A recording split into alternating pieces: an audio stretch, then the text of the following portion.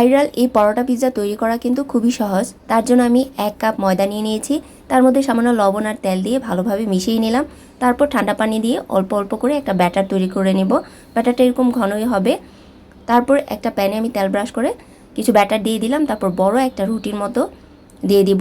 2 minute অপেক্ষা করব। দুই পাশ উল্টে পাল্টে ভেজে নেব।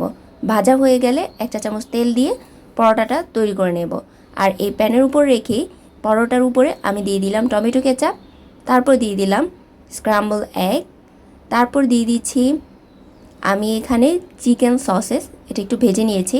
তারপর টমেটো কিউব দিয়ে দিলাম, পেঁয়াজ কিউব দিয়ে দিলাম, তারপর সবশেষে দিয়ে দিলাম মজারেলা চিজ, তারপর দিয়ে দিলাম কাঁচামরিচ, চিলি ফ্লেক্সও চাইলে দিতে পারেন। তারপর চুলায় আবার বসিয়ে দিলাম 5 মিনিটের জন্য লো হিটে।